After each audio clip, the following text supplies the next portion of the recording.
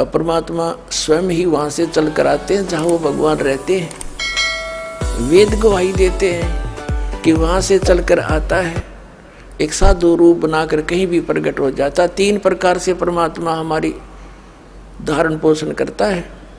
एक रूप में तो सतलोक में रहते हैं, स्थायी रूप में तेजो में शरीर मालिक का, करोड़ सूर्य मरादे करोड़ चंद्रमा से एक रूम की शोभा।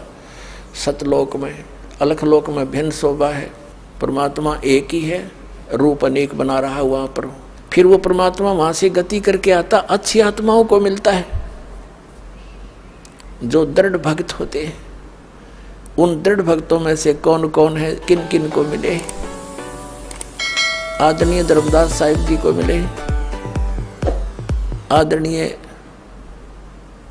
मुल्कदास साहिब जी को मिले, आदरणीय नानक साहिब जी सिख धर्म के प्रवर्तक, आदरणीय नानक देव साहिब जी से मिले, आदरणीय दादू साहिब जी से मिले, आदरणीय गरीबदास साहिब गांव छुडानी जिला जज्जर वाले को मिले, आदरणीय गीसा दास साहिब गांव खेखड़ा जिला मेरठ उत्तर प्रदेश वाले को मिले, और अनेकों को मिले हैं। इनका तो मूल प्रमाण हमारे सदग्रंथों में हमारे पास उपलब्ध है। वैसे कोड वर्डों में सांकेतिक बहुत वर्णन और भी मिलता है, जैसे आदरणीय नामदेव जी को भी मालिक मिले थे आके, क्योंकि हम बच्चे उसी के हैं।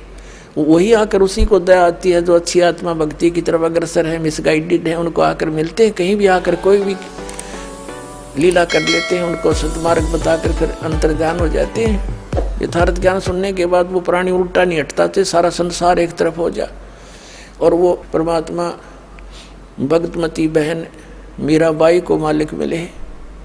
वो दृढ़ भक्तों को मिलते हैं जो पक्के भक्तों, टस से मस ना हो तो सारा संसार एक तरफ हो जाए। पुण्यात्माओं, हमने सारा इनकम्प्लीट स्पिरिचुअल नॉलेज सुन रखा है, कति अधूरा सधूरा सा जिसका सिर पैर नहीं। तो इसको तत्व ज्ञान कहते हैं, जो सबको सेट करे और परिपूर्ण रूप से कथाओं को भी सही सुनाए। जैसे मीराबाई पिछले जन्म जन्मांतर की पुण्यकर्मी प्राणी थे, और काल उनको ऐसे स्थान पर पैदा कर देता है कि उनकी भक्ति कोई कर्ण ना दे। वो कैसे ठाकुरों के घर जन्म दे दिया, और राजस्थान के ठाकुर उस समय अपने आप को खुदा से नीचे नहीं मानते थे, अपनी बहन बेटियों को पर्दे में रखते थे, एक परंपरा थी उनकी। और स्वयं सब खेतों में या कहीं भी काम करना होता स्वयं करते थे।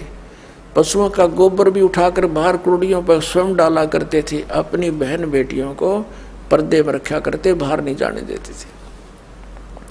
और कोई जाति थी तो उसको कलंकित माना जाता था, बहिष्कार करते थे, उसका बहुत विरोध करते थे, उसका बुरा हाल कर देते थे, यहाँ तक कि उसको मार भी देते थे। अब परमात्मा की आत्मा भगवान बन नहीं रह सकती, और पिछले संस्कार उसको टिकने नहीं देते, जिसके परिणाम स्वरूप वो आत्मा परमात्मा के लिए कहीं ना कहीं भटक रही होती है। काल ने जगह जगह एजेंट बैठा रखे अपने। कहीं देखोगे कोई बूझा पाड़निया, कितने कोई पत्रालियाँ बैठा ला तेरी भविष्य बता दूँ, आजा बैठ जा धर दे 20 रुपये।